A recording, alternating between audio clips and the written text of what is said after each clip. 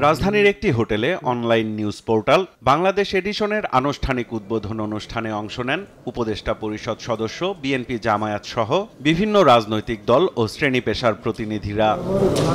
এতে ভার্চুয়ালি যুক্ত হয়ে বক্তব্য রাখেন বাংলা এডিশনের চেয়ারম্যান প্রবাসী সাংবাদিক ইলিয়াস হোসেন, সাংবাদিক জুলকারনাইন শাহের, অনলাইন অ্যাক্টিভিস্ট পিনাকি ভট্টাচার্য ও কনক সারোয়ার। ভারতের স্টেক হচ্ছে তার অখণ্ড ভারত, তার মিথিক্যাল ভারত। সেই সব মিথিক্যাল ভারত থেকে পুনর্নির্মাণ করতে চায়, যেভাবে হোক, হয় আমাদের পদানত করে অথবা গ্রাস করে। এক বছর আগের সবাই যে ঐক্যবদ্ধ হয়েছিলেন বাংলাদেশকে রক্ষায়, তার থেকে আমরা বিচ্যুত হচ্ছি। সুযোগ নেওয়ার জন্য বসে আছে বিতাড়িত হাসিনার সৈনিকেরা এবং আরো অনেক সুযোগ সন্ধানী মহল। বাংলা এডিশনের শুভেচ্ছা কামনা করে বক্তব্য রাখেন বিশিষ্টজনেরা। দেশের ভবিষ্যৎ নিয়ে সম্ভাবনা ও শঙ্কা জানান তারা। দেশটিকে আমরা গড়তে পারিনি, সে কারণে আমার জন্য ৭১-এর অসমাপ্ত কাহিনী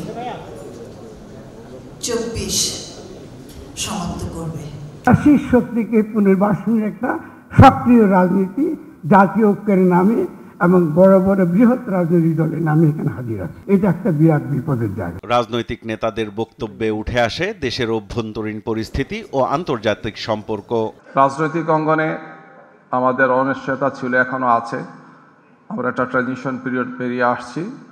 এক্ষেত্রে আমার কথা একটাই থাকবে, সেটি হচ্ছে যে আমরা যাতে ২৪-এর যে অক্ষ ছিল সেই অক্ষটা যাতে আমরা হারিয়ে না ফেলি, এটাই আমাদের সবচেয়ে বড় শক্তি। আমাদের পার্শ্ববর্তী দেশ ভারত, তারা কিন্তু অখণ্ড ভারতে বিশ্বাস করে। যে দেশের internal and external, local and foreign policies total disaster, তাদের সঙ্গে বন্ধুত্ব করা, তাদের সঙ্গে তাল মিলিয়ে চলা, তাদের সঙ্গে টিকে থাকা, এটা কিন্তু আমাদের চিন্তা করতে হবে। দেশের রাজনৈতিক সংস্কৃতির পরিবর্তন না হলে কোনো সংস্কার কাজে আসবে না বলে মন্তব্য করেন বিএনপির নীতি নির্ধারকরা। জানান, সংস্কারের নামে কোনো মত চাপিয়ে দেয়া গ্রহণযোগ্য নয়। আমরা গিয়ে আমাদের কথাগুলো জাতিকে বলবো, আমার ম্যান্ডেট নেওয়ার চেষ্টা করব এবং সেই ম্যান্ডেট নিয়ে সংসদে আসতে হবে। এর বাইরে কোনো চেষ্টা করতে গেলে আমাদের এই যে অনৈক্য যে সৃষ্টি হচ্ছে, ওই জায়গাটাই কিন্তু অনৈক্য সৃষ্টি করছে। কারণ আমি আমার মতটা একজনের উপর চাপিয়ে দেওয়ার চেষ্টা করছি। এইটা যদি করা হয়, জাতীয় ঐক্য কোনোদিনও হবে না। যদি রাজনৈতিক দলসমূহ ভুল পথে যায়, আধিপত্যবাদের দোসর হয়, কিংবা আবার শেখ হাসিনার মতো হয়ে জনগণের উপরে অত্যাচার স্টিম রোলার চালাতে চায়, তাহলে এই দেশের জনগণ অতি দ্রুত তাদেরকে প্রতিরোধ করবে।